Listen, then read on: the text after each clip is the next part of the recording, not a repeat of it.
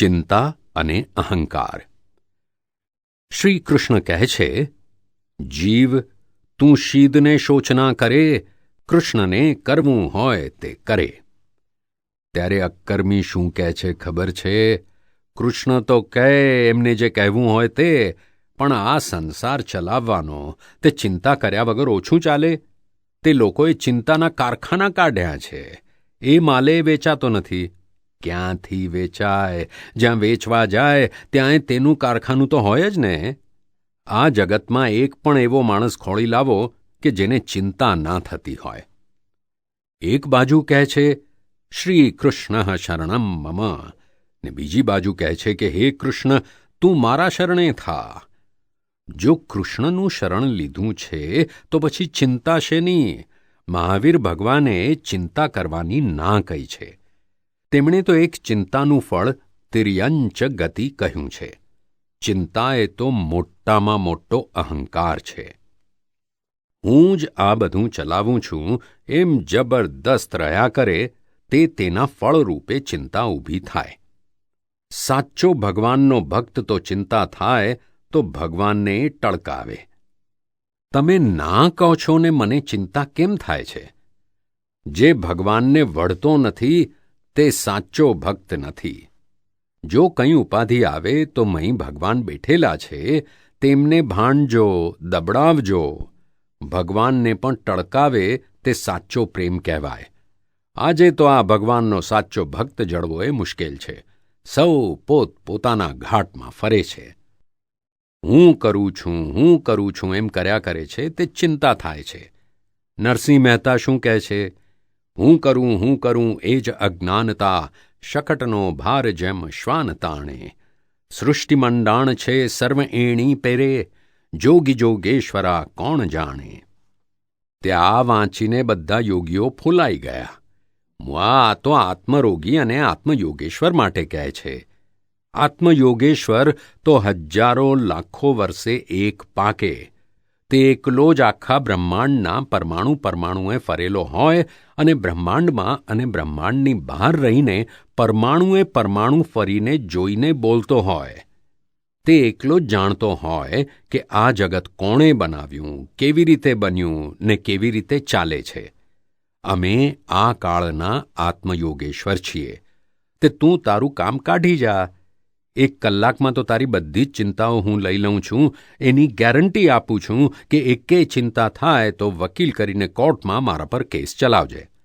આવા અમે 1400 મહાત્માને ચિંતા રહિત કર્યા છે. હું આ માગું તે આપું તેમ છું, પણ જરા પાંસરું માગજે. એવું માગજે કે જે કદી તારી પાસેથી જાય જ નહીં. આ નાશવંત ચીજો ના માગીશ. કાયમનું સુખ માગી લેજે. પર સત્તા વાપરવાથી ચિંતા થાય છે. પરદેશની કમાણી પરદેશમાં જ રહેશે. આ મોટર, બંગલા, મિલો, બૈરી, છોકરાં બધું જ અહીં મૂકીને જવું પડશે. આ છેલ્લે સ્ટેશને તો કોઈનાએ બાપનું ચાલે તેમ નથી ને. માત્ર પુણ્ય અને પાપ સાથે લઈ જવા દેશે. બીજી સાદી ભાષામાં તને સમજાવું તો અહીં જે ગુના કર્યા તેની કલમો સાથે આવશે.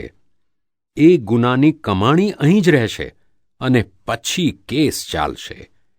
કલમોના હિસાબે નવો દેહ પ્રાપ્ત કરી ફરીથી નવેસરથી કમાણી કરીને દેવું ચૂકવવું પડશે. માટે મુઆ પહેલેથી જ પાંસરો થઈ જાને. સ્વદેશમાં તો બહુ જ સુખ છે, પણ સ્વદેશ જોયો જ નથી ને. આપણા વાળ આપણા થયા નથી તો બીજું શું થશે?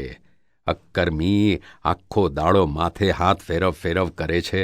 તે હજામે કાપ્યા પછી ફેરવને, પછી હાથમાં આવ્યા હોય તો ગમે.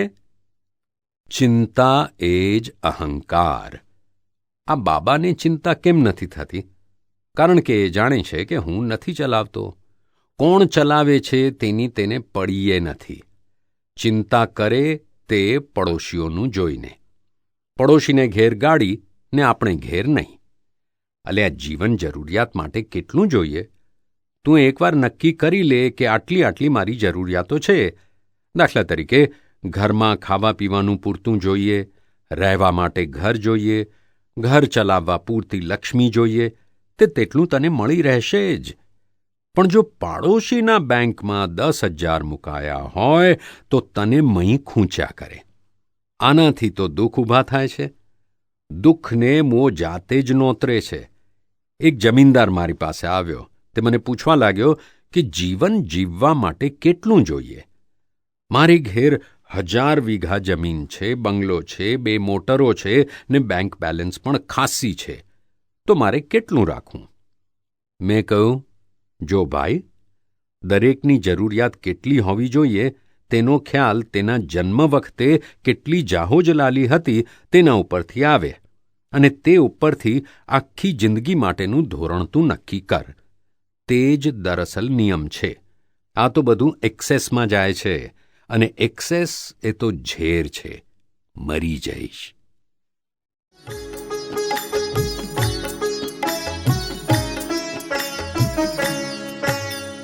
દાદા ભગવાનના અસીમ જય જયકાર હો.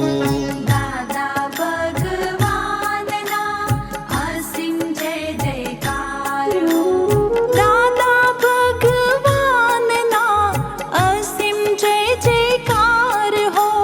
દાદા ભગવાનના અસીમ જય જયકાર હો. દાદા